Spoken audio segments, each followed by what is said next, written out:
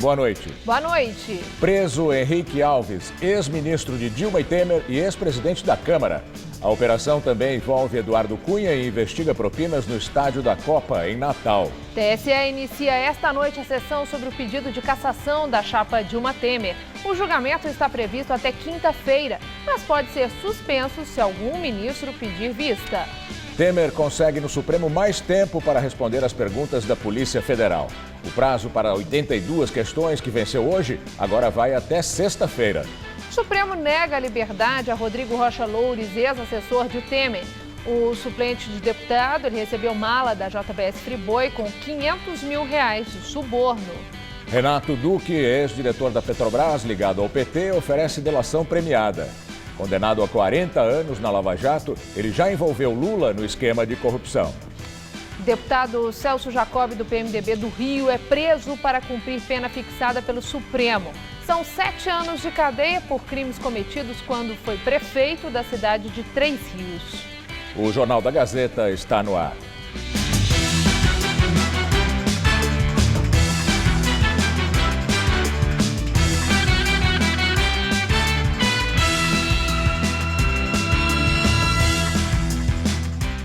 O ex-diretor da Petrobras, Renato Duque, pediu à Polícia Federal para ser ouvido de novo e formalizou o pedido de delação premiada. Duque está preso no Paraná e foi condenado na Lava Jato a 40 anos de prisão. Segundo a revista Veja, a defesa do ex-diretor da Petrobras, Renato Duque, enviou um documento ao juiz Sérgio Moro afirmando que ele deseja ser interrogado novamente e colaborar espontaneamente com a justiça, independente de formalização de acordo de colaboração. O ex-diretor da Petrobras foi condenado na Operação Lava Jato a 40 anos de prisão por corrupção passiva e lavagem de dinheiro. Segundo a justiça, os esquemas de desvios e propinas foram responsáveis por um rombo de R$650 milhões nos cofres da estatal. Em depoimento ao juiz Sérgio Moro, no início de maio, Renato Duque confessou os crimes e revelou ter se encontrado com o ex-presidente Lula, do PT, 3 vezes entre 2012 e 2014. No último, em 2014, ainda segundo Duque, Lula teria insinuado que o ex-diretor da Petrobras fechasse contas no exterior que eram usadas como destino de propina. Duque disse ainda que Lula tinha pleno conhecimento e o comando sobre um esquema de pagamento de propinas em contrato da Sete Brasil, que fornecia sondas à Petrobras. Por isso, a formalização do pedido de delação pode estar preocupando o ex-presidente. Uma foto de 2012 com Luiz Inácio Lula da Silva foi apresentada pela defesa de Renato Duque à Justiça do Paraná para comprovar que eles se reuniam. Em depoimento a Moro, Lula confirmou o encontro, mas negou que tenha pedido para Duque fechar contas fora do país.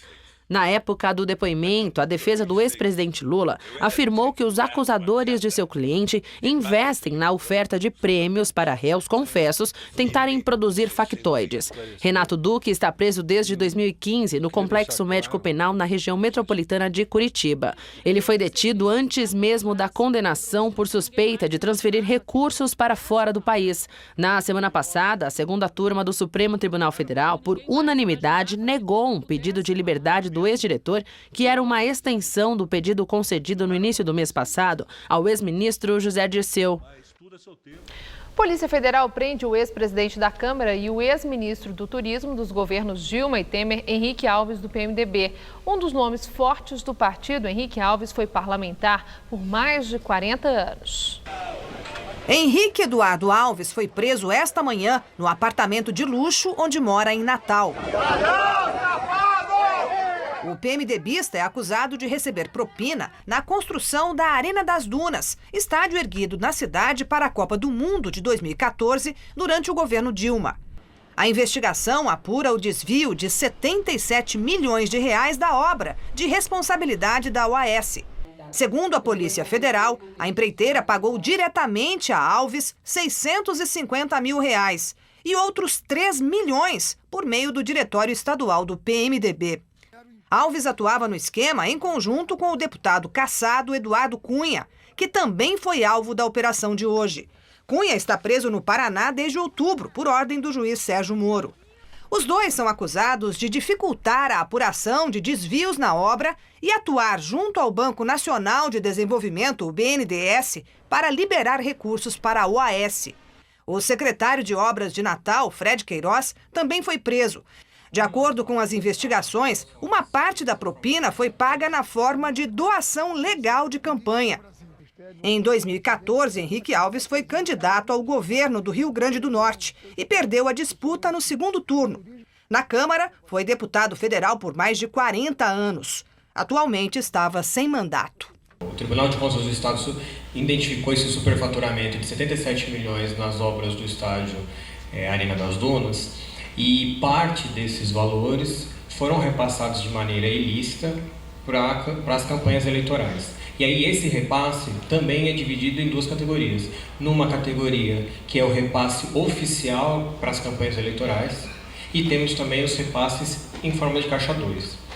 Dentro desses repasses, principalmente os repasses oficiais, além de serem feitos de forma oficial para que dê uma aparência de legalidade para esse repasse, as campanhas eleitorais procuram fazer a absorção desses valores diretamente para os envolvidos, para os investigados. O que a gente vê é que, até mesmo em outros casos, a justiça eleitoral ou ela é muito facilmente enganada ou ela se deixa enganar muito facilmente, porque acaba aprovando contas que, na verdade, são uma ficção. A investigação avançou com as delações da Odebrecht, de quem Henrique Alves recebeu, segundo a Polícia Federal, outros 3 milhões de reais em troca de favores no Congresso.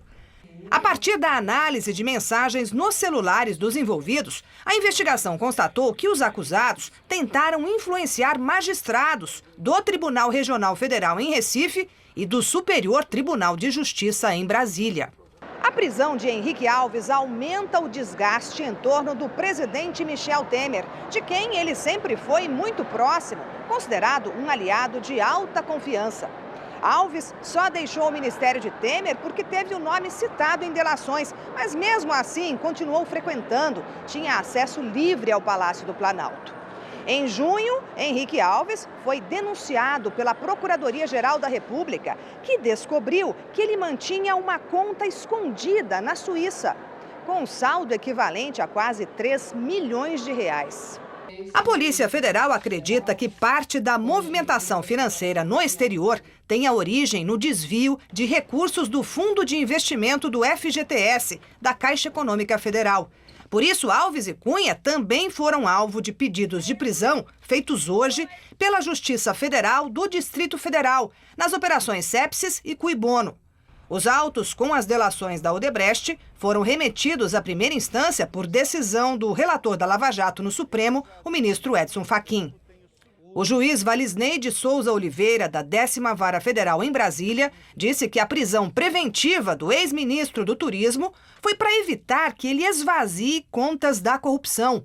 Na decisão, o magistrado escreveu que, em liberdade, Henrique Alves poderia movimentar as contas livremente, colocar em nome de laranjas, apagar ou tentar apagar o produto do que se diz ser crime, ou ainda usar os valores para fins diversos. A defesa do ex-deputado e ex-ministro Henrique Alves ainda não se manifestou. Já de Eduardo Cunha afirmou que só vai se manifestar nos autos.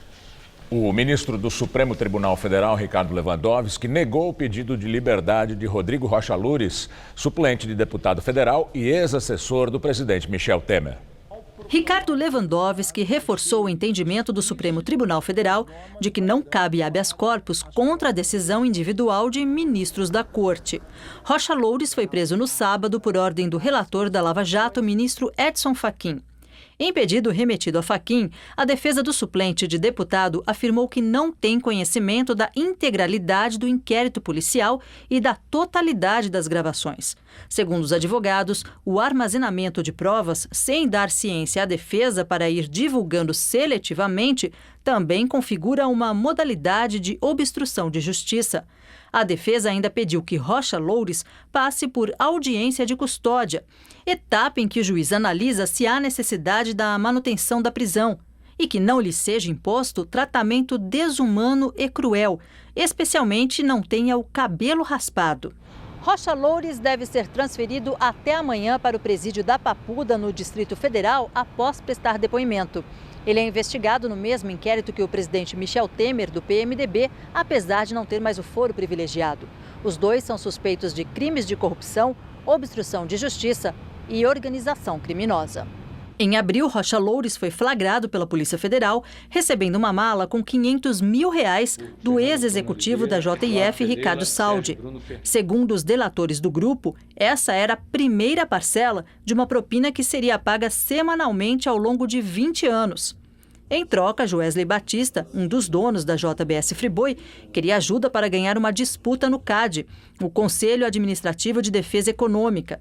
Numa conversa com a empresário em março, os procuradores dizem que Temer indicou Rocha Loures como pessoa de sua extrema confiança.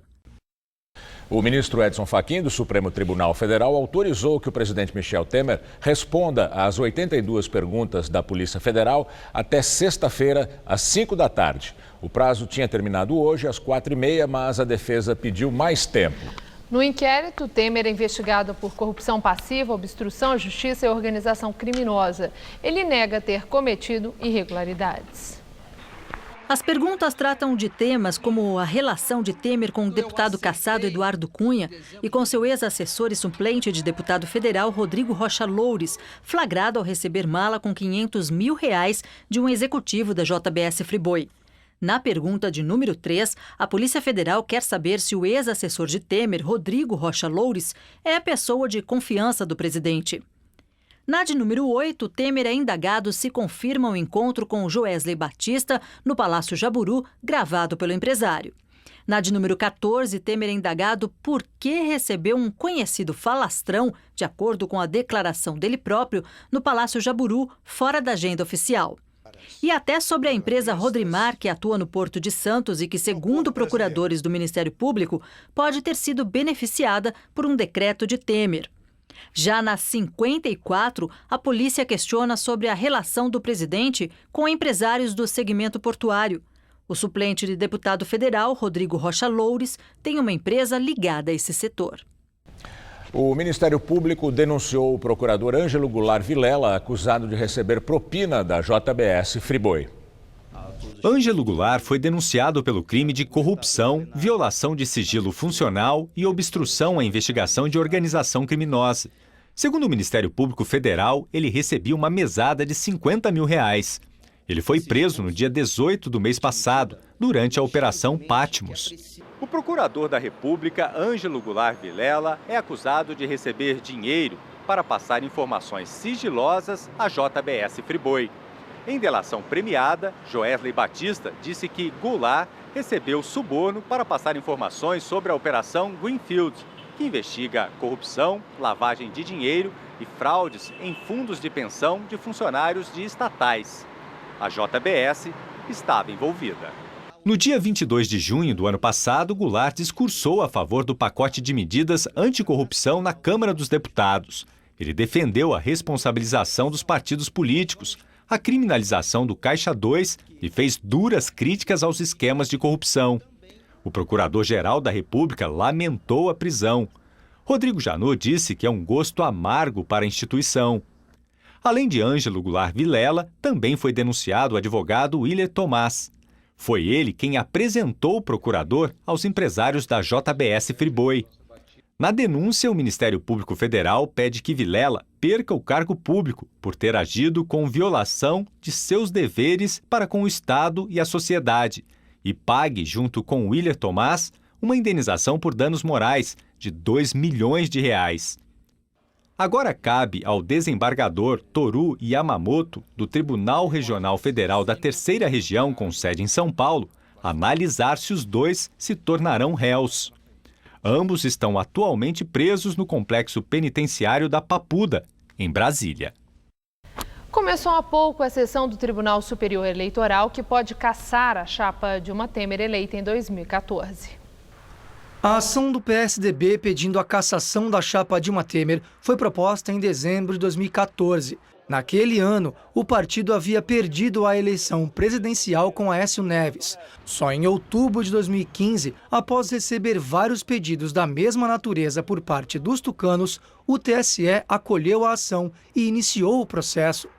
O partido alegou que houve abuso de poder político e econômico e fraude na campanha presidencial da chapa PT-PMDB em 2014. A campanha teria sido abastecida com dinheiro de propina desviada da Petrobras. A defesa de Temer argumenta que as condutas dele e de Dilma devem ser julgadas separadamente. Afirma que eles tinham contas individuais e que a arrecadação feita por Temer representa uma parcela mínima do total da chapa. Já a defesa de Dilma nega que ela tenha cobrado propina ou recebido Caixa 2 e diz que as condutas de Dilma e Temer não podem ser separadas, ou seja, que o resultado deve ser o mesmo para ambos. O julgamento será dividido em etapas. A primeira, iniciada hoje, é chamada de preliminares. Os advogados apresentam justificativas para tentar interromper o processo, sem entrar na pertinência das acusações. Em seguida, vem a leitura do relatório. O documento elaborado pelo ministro Herman Benjamin tem mais de 1000 páginas e já foi distribuído à corte, mas no plenário será lida uma versão enxuta para não alongar a sessão. Após a leitura do relatório, é a vez da manifestação das partes. Advogados do PSDB, autor da ação de Dilma e de Temer, terão 15 minutos cada um para expor as suas considerações finais. Por fim, começa a votação. Cada um dos 7 ministros dará o seu veredito pela condenação ou absolvição da chapa. É nesta etapa que o julgamento poderá ser interrompido se um dos ministros pedir vista, ou seja, mais tempo para analisar o processo. Se isso acontecer, não há prazo para a retomada dos trabalhos. Se nenhum dos ministros pedir vista, o presidente do TSE, ministro Gilmar Mendes, anunciará o resultado, que pode ser conjunto, incluindo Dilma e Temer, ou separado. O ministro também vai ler as punições, se forem considerados culpados. A pena mais dura seria a cassação do mandato de Temer, que ficaria inelegível por 8 anos. A grande questão é até que ponto as recentes delações podem influenciar na decisão dos 7 ministros. A defesa de Michel Temer, por exemplo, acha que as acusações da Odebrecht fogem ao foco central das denúncias do PSDB, portanto, não poderiam ser consideradas. Já os delatores da Odebrecht garantem que foram feitos pagamentos durante a campanha de 2014, favorecendo os 2 maiores partidos da chapa, o PT e o PMDB. Hoje, o jornal Folha de São Paulo, na coluna de Mônica Bergamo, cita um suposto parecer do vice-procurador eleitoral Nicolau Dino. O documento, segundo o jornal, abriria brecha para o tribunal inocentar Temer. A colunista diz que, de acordo com o procurador, as falas dos depoentes da Odebrecht não permitem provar que houve entrada direta de dinheiro de corrupção durante a campanha. Também caberá aos 7 ministros decidirem se, em caso de condenação, serão aceitos recursos ao próprio TSE ou ao Supremo Tribunal Federal. Em caso positivo, Temer seguiria no cargo até o julgamento desses recursos, o que poderia levar meses. Você vê agora imagens ao vivo do Tribunal Superior Eleitoral, que retoma o julgamento da ação que pede a cassação da chapa formada por Dilma Rousseff, do PT, e Michel Temer, do PMDB. Neste momento, o ministro Herman Benjamin lembra como foi o andamento anterior do julgamento, com 3 pedidos de vista. Mais cedo, agentes da Polícia Federal fizeram varreduras dentro do plenário da Corte Eleitoral. Do lado de fora, a segurança foi reforçada.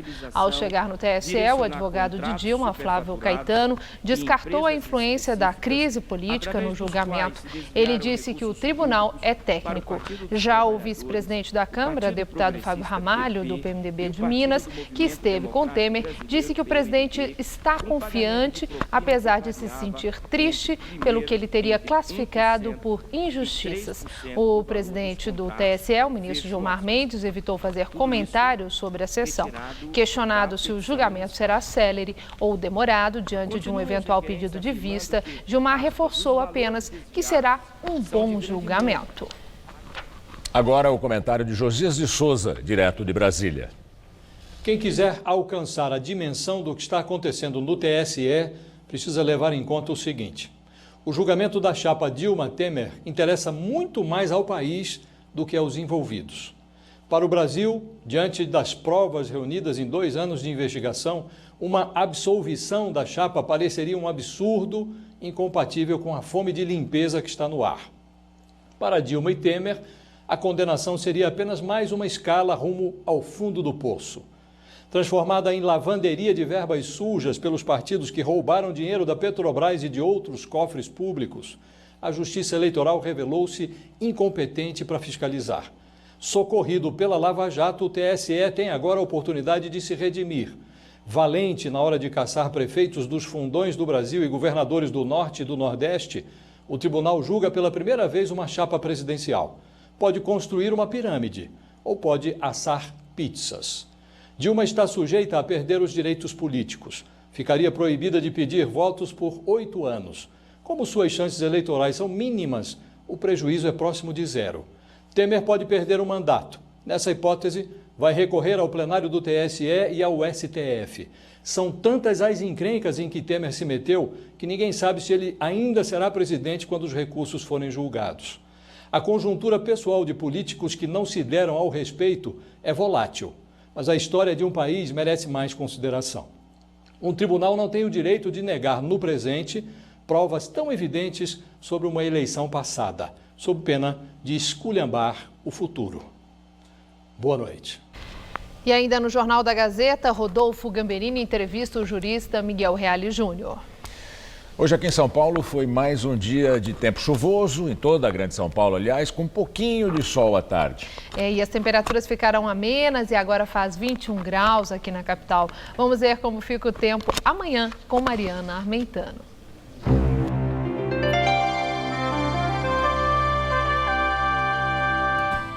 A quarta-feira promete tempo firme e seco na maior parte do país, inclusive no centro-norte paulista. Por outro lado, a partir de amanhã, um novo sistema de baixa pressão começa a se intensificar lá no Paraguai e acaba gerando áreas de instabilidade que avançam sobre o sul do Brasil, chegando até o Mato Grosso do Sul. Há risco de chuvas fortes, principalmente a partir da tarde, no oeste da região sul. Outra área que vai ter bastante chuva é ali entre o Amazonas e Roraima. Mas lá é por causa do tempo abafado. Vamos ver aqui algumas temperaturas? Olha só, em Porto Alegre deve chover forte a partir da tarde e as temperaturas ficam entre 15 e 23 graus amanhã. Em Brasília, tempo firme e máxima de 29 graus. No Rio de Janeiro, nada de chuva também e calorão em torno dos 33. E na capital baiana, chuvinha rápida com predomínio de muito sol e calor de até 29 graus. Para São Paulo, o tempo fica bem dividido. Olha só, fica firme e seco no centro-norte e instável no centro-sul. Mas o sol aparece mais em relação a hoje em todas as áreas e as temperaturas sobem, viu? A máxima amanhã chega aos 30 graus em Presidente Bernardes e em Araçatuba, 33 em Votuporanga, 33 também na cidade de Ribeirão Preto, 31 em São José do Rio Preto e no litoral faz 25 graus na cidade de Santos e 26 em Caraguatatuba. Vamos ver como ficam os próximos dias aqui na capital? Tem mudança prevista, viu? Nessa próxima madrugada, mínima de 18 e máxima amanhã à tarde de 25 graus, ainda com pancadas de chuva. Na quinta-feira, o tempo abre e as temperaturas ficam entre 17 e 25 graus por aqui. Mas na sexta-feira, uma massa de ar polar chega derrubando as temperaturas. A máxima prevista para a tarde é só de 20 graus. O deputado federal Celso Jacó, do PMDB do Rio de Janeiro, foi preso pela Polícia Federal ao desembarcar no aeroporto de Brasília. No último dia 23, o Supremo Tribunal Federal rejeitou um recurso e confirmou a condenação dele a 7 anos e 2 meses de prisão em regime aberto. Celso Jacob foi condenado pelos crimes de falsificação de documento público e dispensa de licitação quando era prefeito de Três Rios, no Rio de Janeiro. Ele foi levado para a Superintendência da Polícia Federal em Brasília e deve ser transferido para o presídio da Papuda. A defesa de Jacob nega que o deputado tenha cometido irregularidade. A JBS Friboi vendeu empresas na Argentina, Paraguai e Uruguai por 300 milhões de dólares. Essa é a primeira venda de ativos do grupo de Joesley e Wesley Batista desde a Operação Carne Fraca, também da divulgação das delações envolvendo os irmãos. Foram vendidas todas as ações de subsidiárias da JBS com operações de carne bovina nos 3 países. A compradora é a Minerva, a segunda maior empresa de carne bovina do Brasil. O negócio, equivalente a 983 milhões de reais, vai servir para reduzir o endividamento do grupo. Desde a delação premiada dos irmãos Batista, as ações da JF acumulam forte queda na bolsa. A estimativa é que as perdas girem em torno de 8 bilhões de reais em valor de mercado. A primeira venda de ativos da JF desde o início do escândalo de corrupção acontece em meio a uma forte crise de imagem das empresas do grupo. Há alguns dias, a Domino's Pizza do Brasil decidiu interromper a compra de frango da JBS. A Domino's é uma multinacional que está presente em 70 países, mas a definição partiu da franqueadora brasileira, que cuida das 300 lojas no país. A empresa publicou um comunicado nas redes sociais. Nele diz que preza pela transparência e ética e compartilha do mesmo sentimento de revolta quando esses valores não são levados em consideração e por isso esclarece que não utiliza mais nenhum produto da marca JBS. Na semana passada, os donos do Hotel Toriba, em Campos do Jordão, decidiram suspender a compra mensal de cerca de 900 quilos de carne da Friboi e outros laticínios do grupo pelo mesmo motivo. Há 3 semanas, uma das mais tradicionais churrascarias de Curitiba, a Devons, também não compra mais carnes da JBS. Os clientes foram informados da decisão em uma faixa colocada em frente ao restaurante.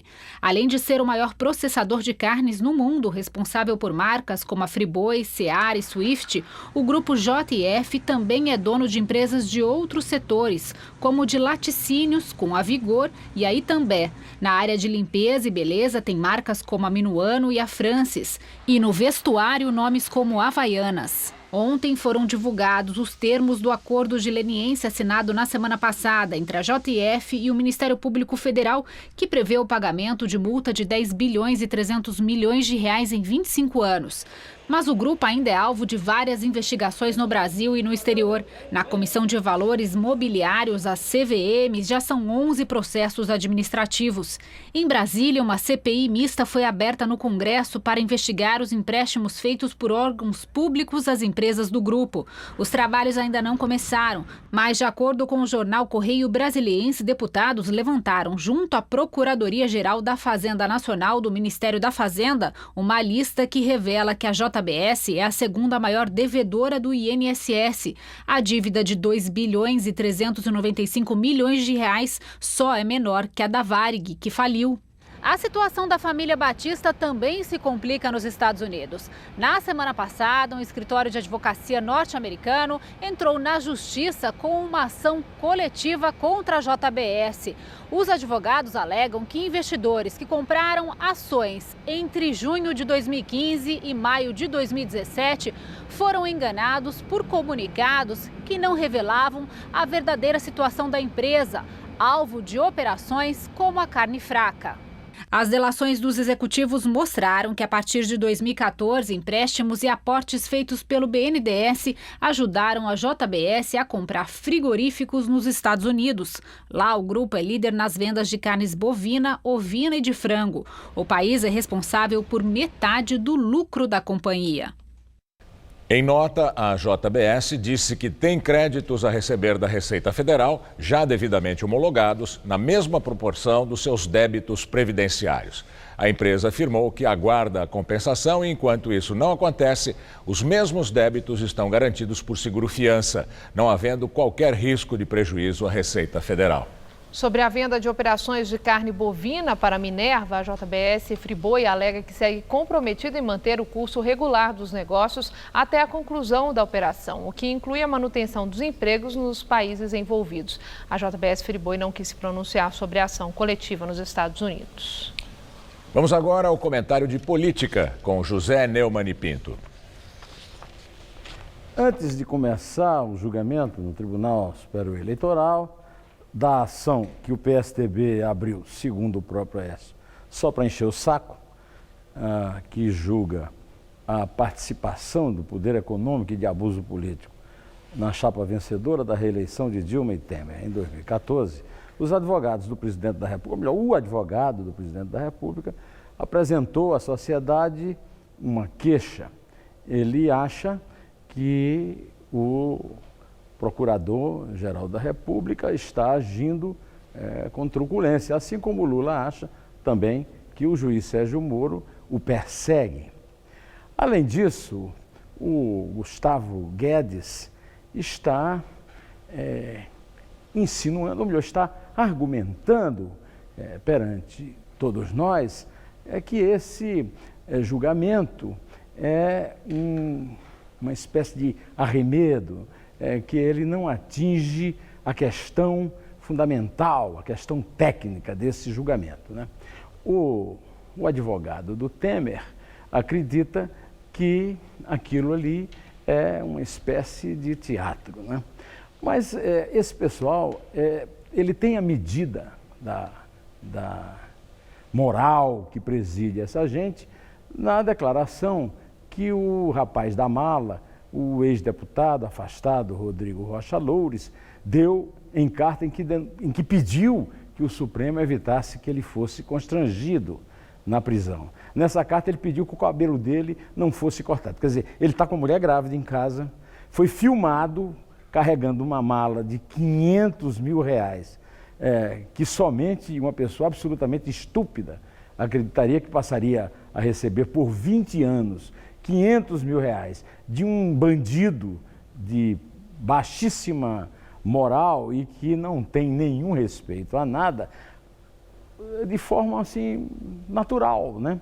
Pois é, ele, em vez de confessar, em vez de fazer como os japoneses fazem, né? Se suicidar, em vez de lamentar o acontecido, o que aconteceu com ele, né? Que estava apenas transportando um dinheiro para o seu chefe mais poderoso, segundo os procuradores, ele está preocupado com a questão do corte do cabelo na prisão. A prisão de Henrique Eduardo Alves hoje complica bastante. Agora, não é que os policiais estejam querendo constranger o Temer, apenas é que o Temer sempre se cercou muito mal e vai ter ainda muitas surpresas pela frente, com mais prisões, porque as pessoas que são próximas dele no Palácio cometem delitos. Bom, eu volto quinta-feira, direto ao assunto, conto com a sua audiência, a sua presença, em pé. A carteira de motorista do prefeito de São Paulo, João Dória, do PSDB, está suspensa por excesso de multas desde janeiro. Os carros, um Porsche, um Audi e uma BMW, segundo os assessores, eram dirigidos por motoristas de Dória no momento das infrações. Mas como os veículos estão em nome do prefeito, a pontuação foi acumulada na carteira de motorista dele. Acelerar é o lema do prefeito e um tema especialmente defendido por ele desde a campanha. Acelera! Acelera! Mais velocidade foi promessa de João Dória, que cumpriu já no primeiro mês no cargo. Aumentou a velocidade nas marginais e mantém a decisão, ainda que números apontem alta de acidentes e mortes desde os novos limites. Durante a disputa eleitoral no ano passado, o tucano criticou a gestão de Fernando Haddad pelo que chamava de indústria da multa. O fato é que, antes de ser eleito, o prefeito foi multado justamente nas marginais, Pinheiros e Tietê, e não só. Segundo o jornal Folha de São Paulo, o Audi A8 e o Porsche Cayenne, que estão no nome de Dória, foram multados por excesso de velocidade também em outras ruas da capital. A lista confirmada pela CET mostra ainda que o carro do prefeito ficou estacionado em local proibido na Avenida Brigadeiro Luiz Antônio, bem em frente ao cartório eleitoral. No total, são 5 multas de 2014 e 2015. 3 por transitar acima da velocidade permitida, uma por manobra irregular e outra por avançar no farol vermelho, que agora dão dor de cabeça ao prefeito. De multa em multa, João Dória está impedido de dirigir. A carteira de habilitação dele foi suspensa em janeiro deste ano, quando ele já era prefeito de São Paulo. Mas de lá para cá, as multas continuam. Um dos veículos de João Dória foi multado neste cruzamento aqui em Moema, na zona sul da capital, em 20 de abril deste ano. O motivo? O passageiro não usava o cinto de segurança, o que é considerado uma infração grave que resulta em 5 pontos na carteira de habilitação. O prefeito se defende dizendo que quem costuma conduzir seus veículos são motoristas profissionais e que ele perdeu o prazo para transferir a pontuação para os funcionários. A assessoria de imprensa declarou que João Dória não fez ainda o curso de reciclagem obrigatório do Detran por falta de tempo. Vou fazer o curso, farei o exame, vou ser um cidadão, farei o que tem que ser feito. No passado, recentemente, fomos, né? A quantidade de multas que a prefeitura aplicou foi em caráter exorbitante, mas não tem problema nenhum. Nós vamos seguir, vamos fazer aquilo que todo cidadão deve fazer. O ex-prefeito de São Paulo, Fernando Haddad, do PT, vai ser intimado a prestar depoimento sobre a denúncia de que o promotor de justiça, Marcelo Milani, teria pedido R$1 milhão para desistir de uma ação envolvendo a Arena Corinthians. A afirmação foi feita por Haddad em artigo publicado pela revista Piauí. Segundo o ex-prefeito, em maio de 2012, ainda na gestão de Gilberto Kassab, do PSD, o promotor de justiça Marcelo Milani entrou com uma ação contra a lei que permitia à Prefeitura de São Paulo ajudar na construção do estádio do Corinthians com a emissão de R$420 milhões em títulos. As empresas que comprassem poderiam usar os títulos para abater dívidas com a administração municipal. Só que a ação movida pelo promotor inviabilizou o negócio no mercado. Foi aí que, segundo Fernando Haddad, o promotor Marcelo Milani teria pedido R$1 milhão em propina para não ir contra a intenção da prefeitura de conceder incentivos fiscais para a construção do estádio.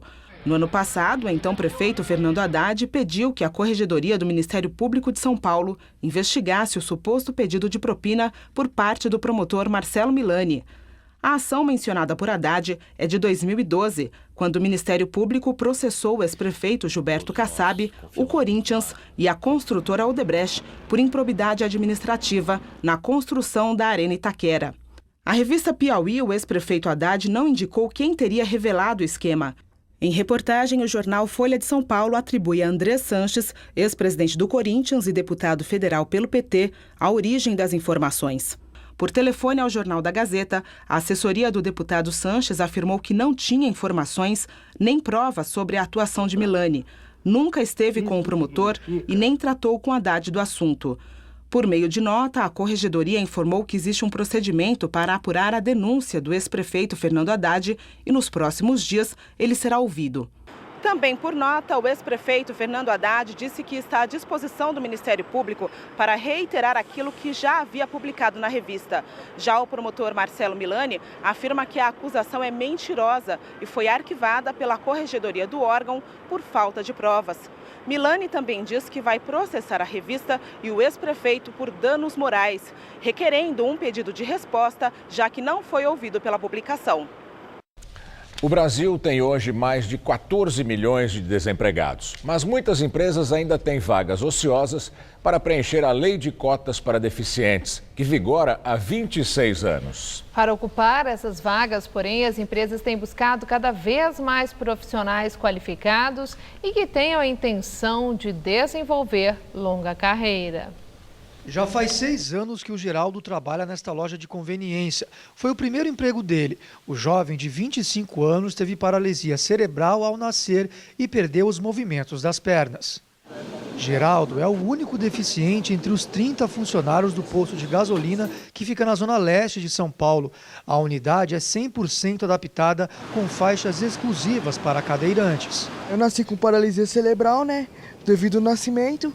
Para mim eu não tive dificuldade nenhuma, porque entrei aqui, já peguei a cadeira, tive um treinamento muito perfeito com eles, posso ser acessível e facilita demais. Segundo o levantamento mais recente do Ministério do Trabalho, o total de empregados com alguma deficiência chega a 403 mil em todo o Brasil, o que corresponde a 0,84% dos contratos.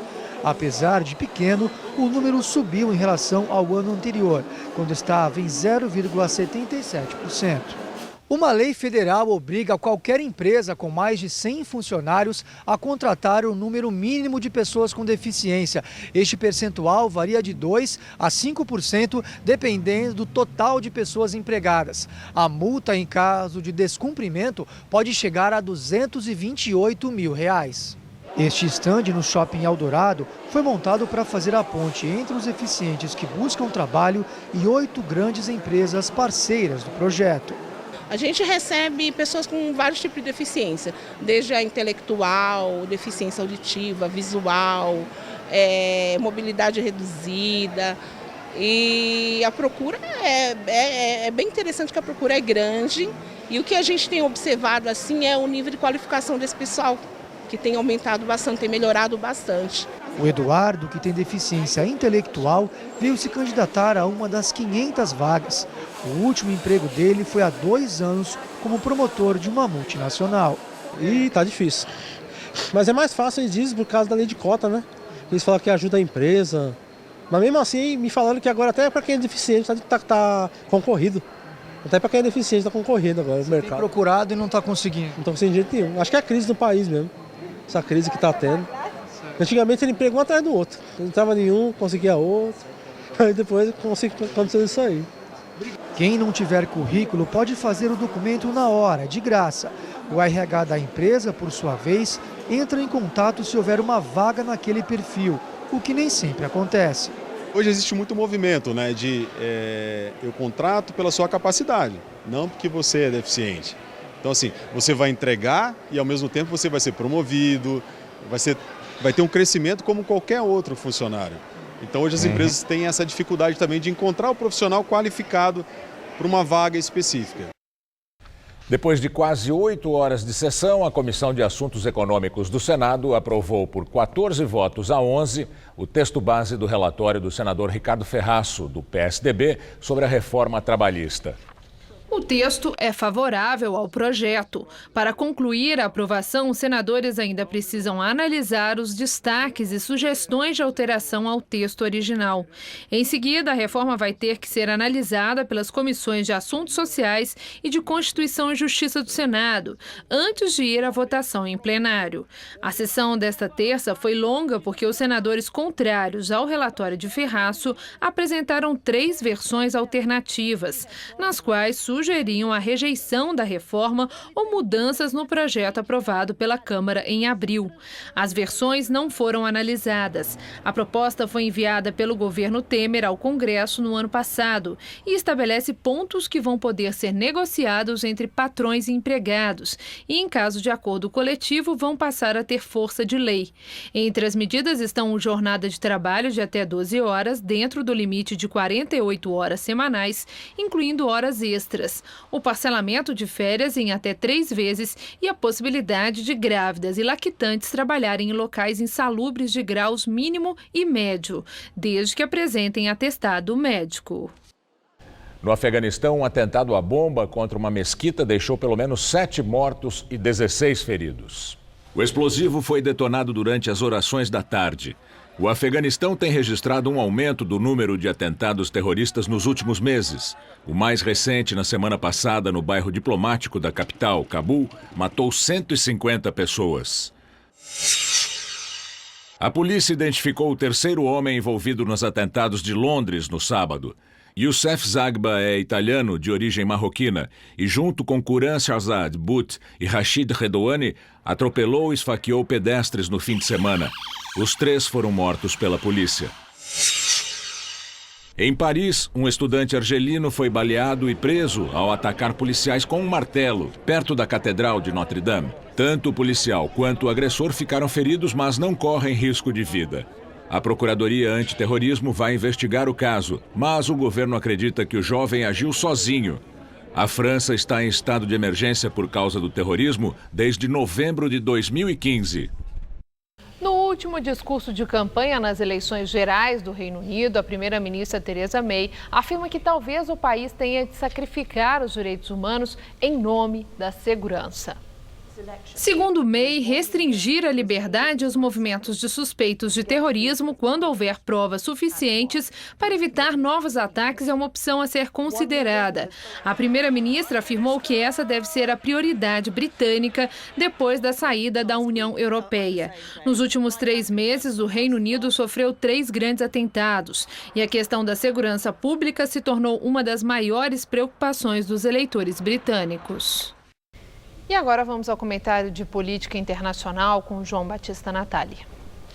Pois então o Reino Unido estará votando nesta quinta-feira para renovar as 650 cadeiras da Câmara dos Comuns, que é a Câmara dos Deputados deles. Se os conservadores fizerem a maioria, a primeira-ministra Theresa May continua na chefia do governo. As pesquisas dão a ela uma vantagem de 1 a 12 pontos, mas hoje as pessoas estão muito mais cuidadosas com as pesquisas de intenção de voto. Há um ano, essas pesquisas diziam que o país permaneceria na União Europeia, mas deu zebra e o Brexit ganhou com 52%. Agora, em abril, os conservadores de Theresa May tinham uma vantagem de 25 pontos sobre a oposição trabalhista. May convocou eleições antecipadas. A diferença foi depois diminuindo. E hoje qualquer palpite é arriscado. O país sofreu esse ano 3 atentados terroristas que mataram 34 pessoas. Antes de chefiar o governo, Theresa May foi por 6 anos ministra do Interior. Ela cuidava da polícia. Os trabalhistas a acusam de ter sido displicente. É verdade que ela reduziu o número de policiais em pouco mais de 10%. Mas a grande falha da polícia britânica foi de não monitorar direitinho os grupos radicais islâmicos, que são hoje pequenas sociedades secretas dentro de uma comunidade nacional de 64 milhões de habitantes. Vejamos a oposição trabalhista. Jeremy Corbyn pretende tirar os conservadores da chefia do governo. Ele é um homem da velha guarda da esquerda. Quer aumentar em 5% o imposto de renda para os mais ricos, entre outras coisas, para financiar o sistema público de saúde, que está superlotado.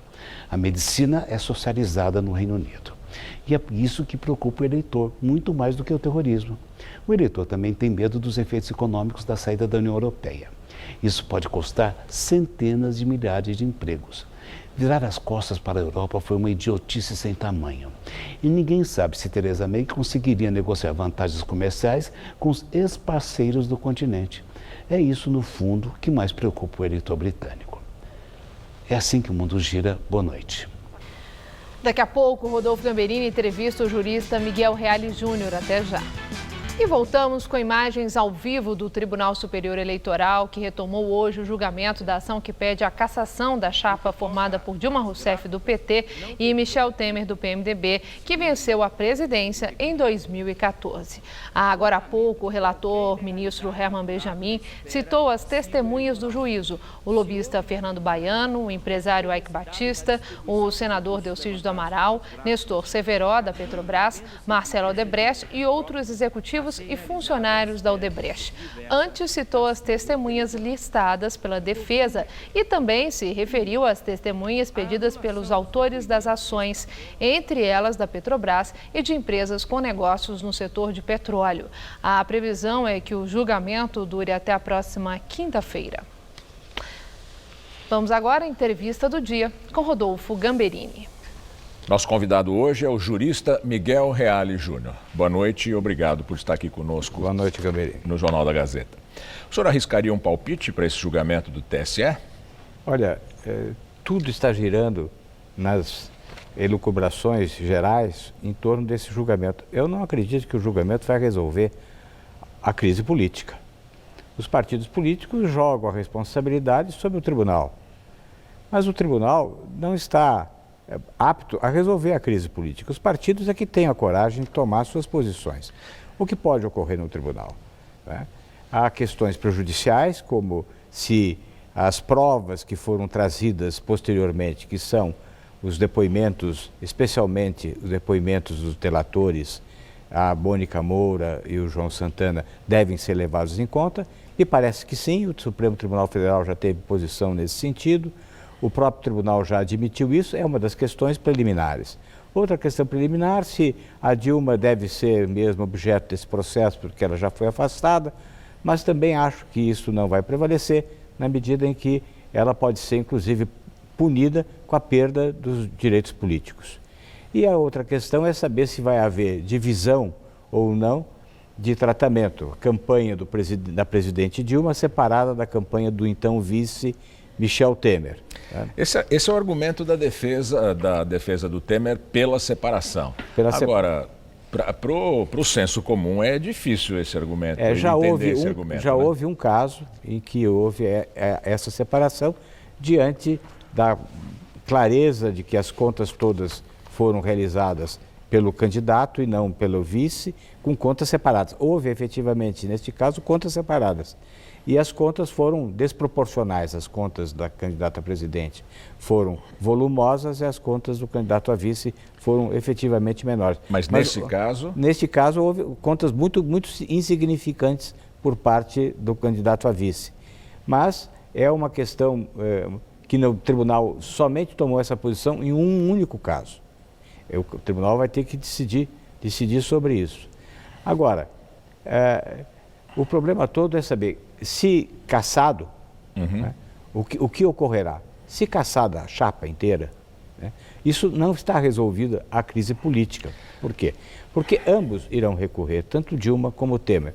Como é competência originária do tribunal, há um recurso ordinário, não extraordinário, ao qual se dá também efeito suspensivo. Por liminar se dá efeito suspensivo ao Supremo Tribunal Federal. Portanto, haverá continuidade do processo longamente. Mas se houver absolvição, o Procuradoria-Geral da República também vai recorrer para o Supremo Tribunal Federal. Continuará o drama. Mas o julgamento, o resultado do julgamento não indica um caminho político para os partidos? Abandonar o barco ou continuar no barco? Não, porque o caminho político não está na dependência dessa solução de se a chapa vai ser cassada ou não. O caminho político está muito mais na crise que se instala, no processo, no inquérito que está instaurado no Supremo Tribunal Federal e eventual denúncia que a Procuradoria-Geral da República pode apresentar contra o presidente Michel Temer. Quer dizer, a crise está dentro do Palácio do Planalto. Eu acho que muito mais do que na solução, a solução dessa questão da cassação ou não da chapa Dilma Temer. Ou seja, o procurador mandou 82 perguntas. Muitas dessas perguntas são extremamente incômodas. Quero lembrar um dos diálogos que foi captado com determinação judicial, numa interceptação determinada pela Justiça. Portanto, legal. Portanto, absolutamente legal, entre o então deputado Loures e o diretor da JBS. Em que o diretor da JBS diz, são 500 mil. Você pergunta para ele o que ele quer que eu faça. Ele quem? Ele quem? Eis Isso demonstra que esses 500 mil não era para Loures, era para ele. O senhor acha que o Loures é só um carregador de mala? Para quem, eu não sei, mas que ele era um carregador de mala, era, porque ele pergunta quem ele quer, o que ele quer que eu faça. É muito dinheiro. Ele diz, pode ser pessoa jurídica? Se for pessoa jurídica, precisa de um contrato. Pode ser, e se for esse Edgar? Se for esse Edgar, me apresenta esse Edgar. Quem é esse Edgar? É uma das perguntas que a Procuradoria faz ao Michel Temer. Quem é Edgar? Você conhece algum Edgar? Então, veja, acho que a crise política não vai se resolver por essa decisão do TSE, porque qualquer que seja o resultado, o processo vai continuar no Supremo Tribunal Federal. Os partidos estão querendo não assumir as responsabilidades que são dele. Então, o PSDB, por exemplo, diz, não, vamos esperar a decisão do TSE. Essa é uma forma de não decidir. De ficar em cima do muro. Ficar em cima do muro.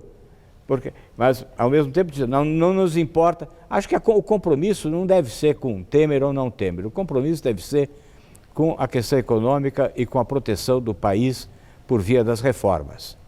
Tá mesmo que o senhor acredita que a proteção deva ser as reformas, mesmo que esteja engajado num governo que pode ser provado completamente corrupto, com vários ministros denunciados, ex-ministros presos? Acho que não. Acho que em nome da estabilidade econômica, vale isso? Não, Gabriel, não podemos ser meio éticos.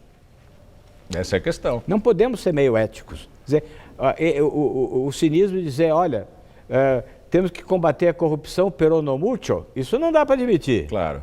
Então, a questão é a seguinte, ser rigoroso com o presidente, mesmo que ele esteja fazendo as reformas que são necessárias, é uma demonstração positiva, educativa para o país.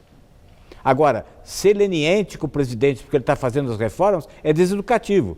A economia, se tiver um novo presidente, por eleições indiretas, como diz a Constituição, mas que seja comprometido com as reformas, vai fortalecer mais a economia do que um governo fraco, que está comprometido com as reformas. Um governo que a qualquer hora... A qualquer hora está concedendo, está tendo que fazer negociação, como, por exemplo, essa de conceder, de pagar, de manter o imposto que ele sindical. já fez com os municípios. Fez com os municípios, está fazendo todo tipo de negociação para manter uma base, e uma base que lhe dê tal sustentação que eventual denúncia oferecida pelo Procurador-Geral da República não encontre no Congresso, na Câmara dos Deputados, votação de 2/3 de recebimento da denúncia.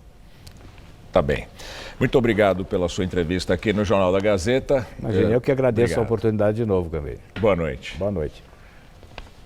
O Jornal da Gazeta termina aqui. A edição de hoje pode ser vista no site do Jornal da Gazeta. Mais notícias em nossa edição das 10. Uma boa noite para você. Boa noite e até amanhã.